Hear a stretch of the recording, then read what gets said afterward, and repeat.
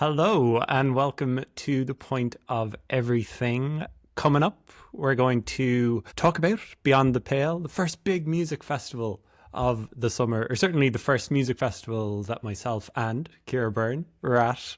Ciara, how's it going? It's going good. I am on the road to recovery after the weekend, as you can probably hear by my voice. Myself and Owen did meet at a Doug concert at, not concert. A The hoedown, I think is what they call it, is it? yeah. It was a Californian. It wasn't a two-step, no, because there was a lot of step to the left, step in, step out, step It to was the too, right, it was step too in, step much for out. me. It was a lot for like Saturday evening of a festival. I think it was what, 7 o'clock in the barn. People were on for it, but I think, 2 days into a festival, might not be the best time to try and get people to do a group dance. Do you want to explain it a little bit, Doug? Or like Like, a go for that. folk duo who've been going for about, less than 2 years still? I think it was October 2023 when they discussed Less getting than two together, years. and then they played their first gig in February 2024 in Whelan's. Their first two gigs actually, and they sold them both out. So Johnny is from California, Johnny Pickett, and Connor O'Reilly is originally from Scotland, as far as I know, lived in America for 10 years, and they both met over in Ireland, and they kind of joined forces as a supergroup. They both have released music and played for like a decade as individuals. And they're kind of mix of American old time and Irish folk music, and also like kind of a comedy duo on stage too. They're quite funny. There was a lot of talking at their show at Beyond the Pale. So we're talking about their gig, yeah, in Beyond the Pale. It was in the Puck Fada shed on Saturday evening. And do they usually do that kind of coordinated crowd dance thing here? It caught me unawares. I wasn't ready for it. I'm not a huge fan when bands, get people to clap along, let alone when they get the crowd to dance along. Like maybe CMAT, I will do the, what does she call it? It's the Dunboyne two step. The Yeah, Seaman I'll Dunboyne do two step. that because Yeah. it's CMAT. I don't know about anything else. I wasn't a huge fan of it, but it's a regular thing at their concerts. Is it? You were ready for it? Yeah, it has become recently. So the first time I did it, I saw them in Galway. No, I saw them, I've seen them quite a lot. I saw them in the Cellar of Workman's on the 1st of January this year for like a New Year's kind of festival. And that's the first time I was around that. And then I saw them in the Roisin Dove in Galway in at the end of February, and they did it there too. But I think we were casual observers. Like I dragged my boyfriend in to do it the first time, and he was like, "No, I've done it once. I've done it enough times." But I'm a fan personally. So that's one act out of the way that we're going to talk about at Beyond the Pale. That's Doug. We're also going to talk about Kean Kavanagh's debut album, The County Star, later on. We're going to get into a little bit of news. Let's get into Beyond the Pale, Ciara. A lot of drama that happened since we last talked. We didn't know about this the last time we podcasted about 2 weeks ago. It sounds like they were very close to not going ahead, as in it seemed like it was more off than on. The Saturday beforehand, news came out on the currency that it might not be going ahead, forcing the festival to issue a statement, a very detailed statement. Very strange to see a music festival issue a statement like this, in which they said various things, including a festival needs significant cash flow over the festival month. It's a huge challenge for all festivals in their first few years, and this week an essential piece of expected finance that would have helped us through the period fell through. The festival in their statement continued that the online chatter led to us being approached by a very highly regarded operator who sympathised with the struggles of putting on events as an independent operator and offered to help.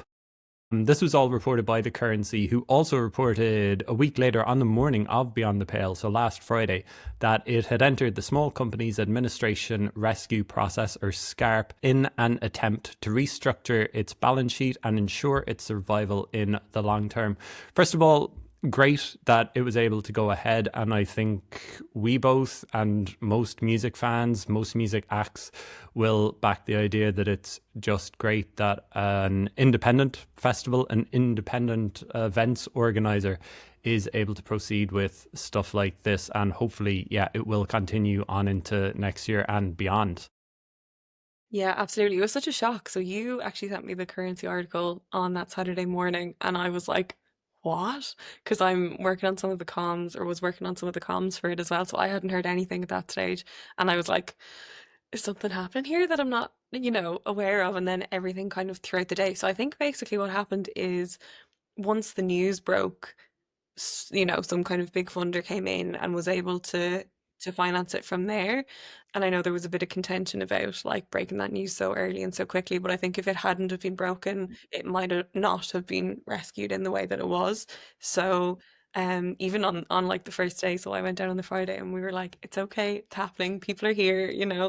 I think the way that they approached the communication around it was very odd. They were like, haha, lol, this was blown out of proportion. It's all grand, really. Like, it was very casual. It was very kind of Gen Z, which is funny because I think the age profile of people who attended were like 25 plus from what I noticed. It was kind of a bit of an older demographic, but the way that they were approaching it was very like casual, and they were definitely trying to sell tickets like up until nearly the day of. Like, I got a text because I'd been last year, so I got a text and it just said it was from Glendalough, and it was just kind of a not proofread, like couple of lines being like tickets are still on sale. Um, Odd the way that they were going about it. Obviously, there was a bit of a panic, to make sure that people were still coming and that people knew that it was going ahead and stuff. But in the end, I think they managed to pull it out of the bag, considering like a week before it technically had been called off and then called back on. So I think considering all of that and the weather to contend with as well, they did a very good job. Yeah, so it's the fourth edition of Beyond the Pale. So started in 2022, less than 5,000 capacity the first year. So it's grown at least double that. I think that they had just less than 10,000 tickets sold this year. I think the capacity might have been like 12,000 or something. So that'll tell you just how hard it is for a festival, an independent festival, to get people to come to part with their money. I mean, tickets aren't cheap. It was over €200, €230, something like that, I think, for a weekend ticket and for a good lineup as well. And it was great getting there and just seeing like, oh, everything is going ahead as expected. Everything looks okay. I mean, they face the biggest issue facing any festival in Ireland, bad weather over the weekend. They had a lot of straw ready that I saw them putting down very early on Saturday that had pretty much disintegrated or composted Yeah, by into the the time I got ground. there, like they were putting down more straw on top of the straw. And to be fair, I got in at 2:30 on Saturday morning. We got the bus home afterwards and hopped straight in the shower. And I didn't feel too guilty because my housemate was with me, and then my other housemate got in 10 minutes after us. So I was like, we're not disturbing anybody having 3 a.m. showers, but it was the only way to get through.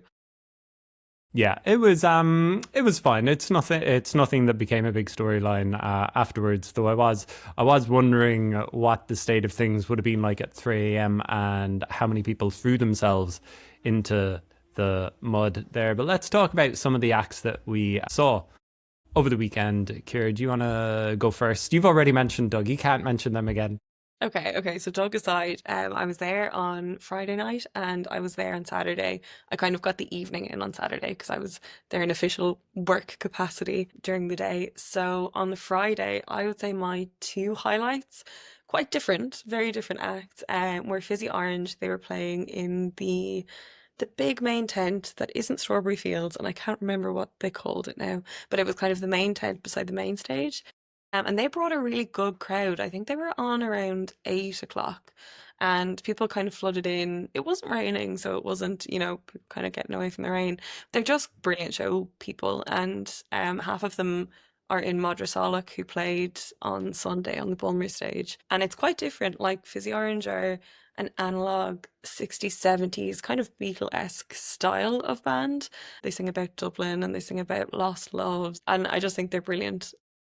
And then, yeah, Madra Salic, who I didn't get to see this time, but have seen a couple of times before, are a like kind of Irish folk trad band who are rising up the ranks. I was talking about them last week. They supported Kim Deal last night in Vicar Street, which is huge because they've only been a band really a couple of months.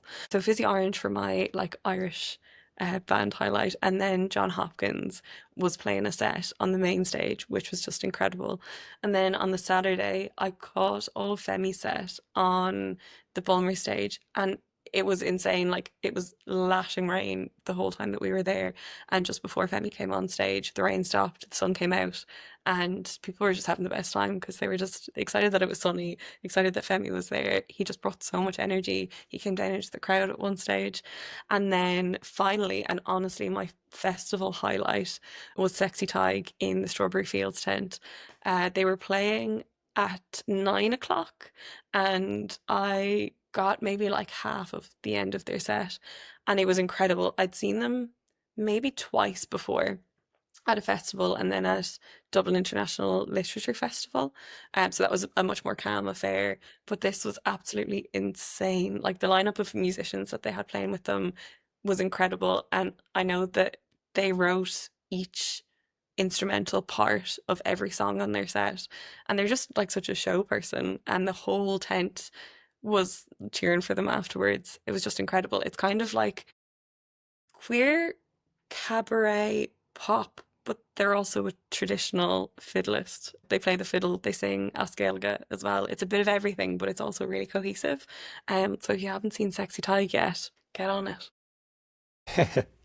I was kind of on my own for the festival because I live like relatively close. I was kind of like, ooh, what a novelty that I can just drive up and down and not have to camp or the weekend and avoid that rain. So I was kind of sober for the weekend and driving for the weekend. So being on your own, you kind of get to see a lot of music, and I did get to see a load of stuff over the weekend. I saw Madra Salak on the Sunday afternoon. They were very good, and lest I forget, they both, Fizzy Orange and Madra Salak, are playing this weekend, this Friday, as people are listening. June 20th, I think, at the Workman's Club. They've got a new EP out. You probably know all this, Ciara, do you, off the I top do, of. yeah. I've listened. It's a great EP.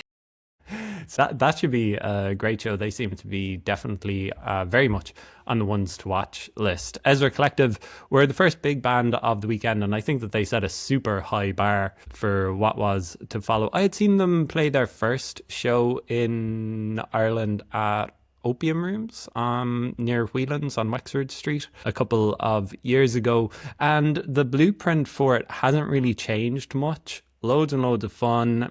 Femi Colioso gets on the mic for a couple of minutes and is super earnest. Thank you so much for being here. We've been going for 14 years, 16 years, however long it is now. Thank you so much for coming. And if you like what you see, please tell a friend. They're a London jazz band. I mean, they've won the Mercury Prize, so they're already a big deal. They play 10,000 capacity venues in London, and they go out into the crowd, and even though there's not many lyrics to it, you just get so into their positive vibe. I love just seeing everybody just crowd around them in the audience, in maybe not in the mud, but yeah, they're really, really great. And they just looked like they were having as much fun, if not more, as the rest of us. And then cut to Sunday for my next favorite act of the weekend, Broken Social Scene, playing their first Irish show in 7 years. I hadn't seen them before as well, but of course I love those first couple of albums that they released like 20 plus years ago, 18 years ago. And they only played for an hour. It felt like they could have done 2 hours because it looked like Kevin Drew, the kind of the front man, even though he wasn't really at the front singing for all of it. It's very much a democratic band, always has been, Broken Social Scene, but they basically just started with Cause Equals Time and 7/4 Shoreline, and I mean, people will know them straight away if they came up in the early to mid noughties. Very distinctive sound. And then they also played anthems for a 17-year-old girl and dedicated it to the trans community, which I thought was absolutely great because you hear so much of the other side of things, the J.K. Rowling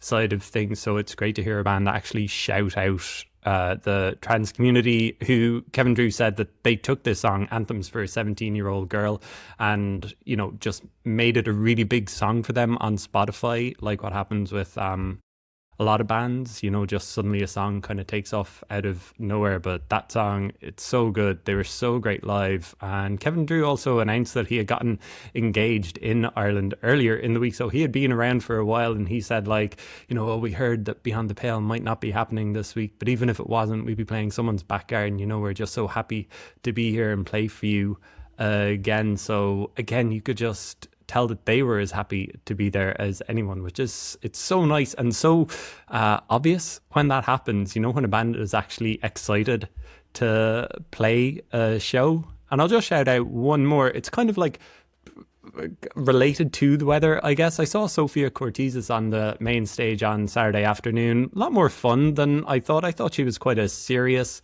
producer. She's from Venezuela, put out an album in 2023. I think her debut album, and she was loads of fun. She had some great dance moves, but her final track, just the worst deluge of the festival hits, just absolutely starts pouring down. And so some people stick it out right to the end. My pockets were filling up with water. That's how heavy the rain was. So like as soon as she finished, everyone just ran into the second stage and just waited for the rain to stop. And it didn't stop for ages. And then this producer from London called Helena Rice was playing, who I hadn't heard of before, and man, she just put on this, well, she says that she creates AV shows and installations in which to envelop her audience. All I can say is that it was absolutely banging techno music. The tent was packed and it just felt like such a great atmosphere. And it's just one of those things, that special thing about a festival, that you happen across something that you weren't expecting and you just have such a great time. I thought it was absolutely brilliant. So yeah, that's Helena Rice. Samantha Mumba was also playing on Sunday afternoon. There was a couple of novelty acts who were playing Beyond the Pale. Samantha Mumba, do you remember her, Ciara? I mean, I do vaguely, like she was big when I was a child, I would say. So I remember her being played on the radio, like, as a kid. yeah. So she said that Beyond the Pale was her very first Irish festival performance. And so somebody messaged me and they were like, what? How can that be? It's like, yeah, I mean, she would have been popular before Witness was a thing, Witness, Yeah. which preceded Oxygen. So she almost precedes what we think of as music festivals in Ireland. But there was a really nice moment when she brought out her daughter who danced throughout, I think it was Always Come Back to Your Love. That was the best thing about Samantha Mumba's set, that she brought out her daughter. I won't say anything about the rest of the performance, which was karaoke-esque. It's a bit of a shame when that happens as well, because you're like, I think, was it the Spice Girls played All Together Now a couple of years ago? Was it the Spice Girls? Sugar Babes The Sugar played. Babes. Yeah. Yeah. Had a similar experience with them, You where didn't there think that was they were good? they kept plugging. Were you at that gig? Yeah, yeah, yeah. The sun They was kept plugging shining their down. It was 6 p.m. Yeah, on the Saturday, and yeah. everybody, it seemed like so many people were there for them. They were, but they kept plugging this gig in London, and we were like, "You're in But did Waterford. they? Yeah, the Why sound are you wasn't plugging great. this gig in London?" Yeah, I don't know if I'd be paying money to see a Samantha Mumba live show, but look, fair play to her. Fair play to her. So, in music news, I have two bits of news. One kind of coincides with a new song that's coming out that I might mention later on. Maybe I'll delve a little bit into this now, actually, because I had a song of the week, and then this one came out today, so it kind of threw me a little bit. So I'm going to mention this now and have another song of the week at the end. So Just Mustard, which you can't see, but I actually accidentally am wearing a Just Mustard t-shirt today. A great Dundalk band, good friends. They released their first single in 3 years today. It is called Pollyanna. So that this is released via Partisan Records, who they've been with for a couple of years. It is a new track about toxic positivity. So Pollyanna means an excessively positive or optimistic person. And they shot the new music video on CCTV and old video cameras around Dundalk. It was directed by the lead singer Katie Ball and shot by David Noonan and Sean McMahon, who does photography for the Mary Wallopers, some bits for the Thin Air, and some other musicians. And Katie Ball says, we shot the video using different CCTV and VHS cameras around our hometown Dundalk, trying to have as much fun as possible. The kind of fun that makes you feel sick almost instantly, which suits the theme of the song. Absolutely love the song. It's kind of a more positive direction for Just Mustard, but it really retains the gritty essence that they've always had. And I suppose there's maybe a bit of like sarcasm in the sound in comparison to the theme of the song as well. And then one more piece of music news is that Doug have just been announced for their biggest, Doug again, sorry, announced for their biggest show yet in the Academy on October 29th. That'll be great. Maybe I'll try and get my moves up to scratch for them, Ciara. Practice your a step to the left, step in, step out, step to the right, step in, step out. Easy. It's too much.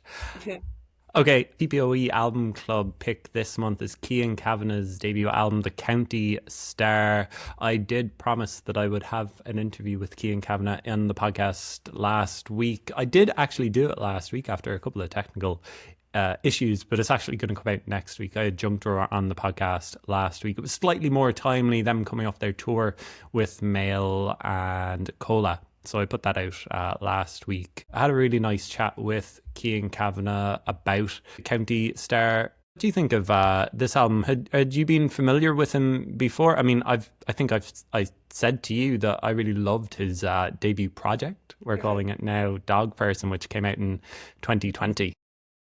Yeah, no, I've been familiar with Keane from probably the start. Like, I think I started listening to Kojak around that time, so then I kind of was in the soft boy kind of world, and I didn't really know what I made of him for a little while. You know, I'd heard like one or two songs, but I didn't really give them a proper chance. And then when I did, I got really into it. But obviously, he hadn't released music for quite a while. And I read an interview with him just today for Wonderland magazine, and he got a vocal strain, like a vocal injury so bad that he couldn't sing for about a year in 2022 when he was on tour with Kojak. So he basically had to relearn how to sing. And this album is so different to anything that he's done before. And I was really kind of intrigued about the background of it. So himself and his sister were born in Texas, and his parents moved over, and now he's from kind of grew up in Portlaoise, now lives in London. So when he was learning to sing again, he kind of went back to the music of his childhood. So he was singing a lot of Hank Williams, kind of an easier register for him to sing in while he was learning again and training himself again. And then when he moved over to London, he was feeling quite homesick. So he was kind of listening to a lot of Irish music and wanted to incorporate that. And this album, The County Star, is really a mix of Americana and like traditional Irish, kind of like it's beautifully done. So he says that Fionn, I'm going to butcher this, I'm sorry I didn't read it before, but Fionn O'Halvan, I think, played uilleann pipes on Father Brown's and Texas Tea. Anya McGeeney played the whistle on the whistle, and Ronan Barra played fiddle on the County Star. And these performances really gave the whole thing that sense of place. The pipes in particular are so evocative to me. They bring me straight back to hearing the pipe band play and march around O'Moore Park when I was a child, or listening to Moving Hearts in a car going on our holidays. So there's really so much to delve into there. There's so much depth and there's so much to love, I think. I was listening to it on the way back from Beyond the Pale the other day, and there was a Laois car in front of me and a Laois car behind me. I was listening to this Laois singer. So it felt it felt a bit serendipitous. I think my two favourite songs are 45s and The County Star, but I also love Melting. It just seems like a lovely kind of love song. Yeah, so he says the album title is kind of this identity. He had this theme before he went to record it. He just had this album title, The County Star. What does it represent? He imagined this person from Texas, and I think that you can see him on the album cover dressed as this character, wearing kind of what we would think of as traditional cowboy singer type gear, and he's sitting in O'Moore Park, which is where Laois play their home games in Portlaoise, GAA Gaelic football team. It is this melting pot of ideas that he has on this album, and identity comes up again and again for him. You mentioned Father Brown's. I think that it might be a pub or something like that in Portlaoise. I didn't go that deep into my research for the album, and I don't think I actually asked him what it is. Yeah, on that song, he contrasts his fortunes. He sings, "Dropped by the county in January, my heart grew thickened." Just this idea of the Gan, how it is almost everything in society, and he compares it to the 1578 massacre of Malach Mast, then, and brings in his family history as well, explaining that my old pair, his parents, went west out to Texas. That was back in the 80s when work was thinning.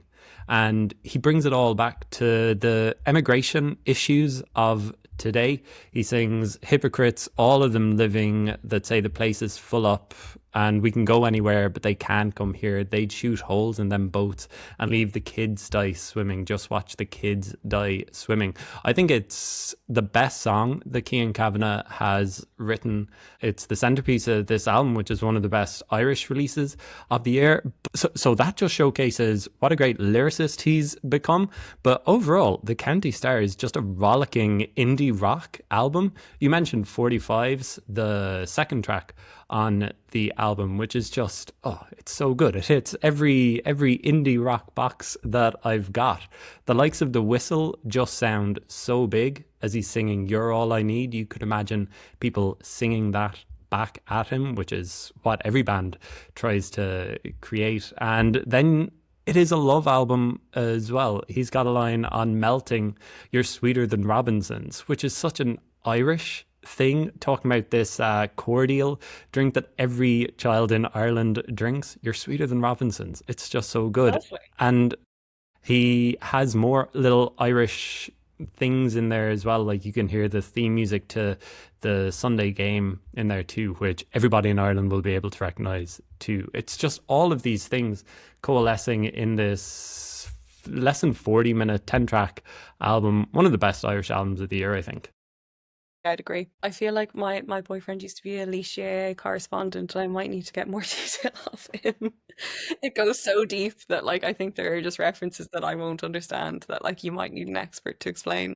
So you can get the album at keankavanagh.bandcamp.com, and I will have an interview with Kean next week on the point of everything. Do you want to do some song recommendations before we exit, Ciara? Yes, so my song recommendation is coming out or is out, depending on when this goes up, on Wednesday, the 18th of June. And it's by a relatively new artist who goes by Kes. She was born in London and lives over in the west of Ireland. And I saw her perform in a church in Athlone for Creelar Festival back in April of this year. And I came across her on the Creelar Instagram. They'd like reposted a video of just her playing her guitar and singing to the camera, and I was just mesmerized by her voice and then her performance. It was herself and just like I think it was a synth or like some electronic music device that I was not familiar with. And she has this like sparkly purple guitar that she was playing, and it was just absolutely gorgeous. It felt so reverent in this church. So her new song "In the Arms" is out. She was tipped by BBC's Phil Taggart as one of Ireland's next important voices. The track was originally written for a collaborative album and film, a project that brought together leading Irish artists, which included Denise Shaila, Tolu Mackey, God Knows, James Smith, and more. And the project was ultimately shelved, but it led to a lasting creative partnership with producer James Smith, who wrote or co-wrote and produced the track. Sorry. And I just think she's incredible. She's just got such a beautiful, unique voice, and her lyricism is gorgeous. And this track is beautiful. It's kind of haunting and romantic at the same time, and it's definitely worth a listen. Great.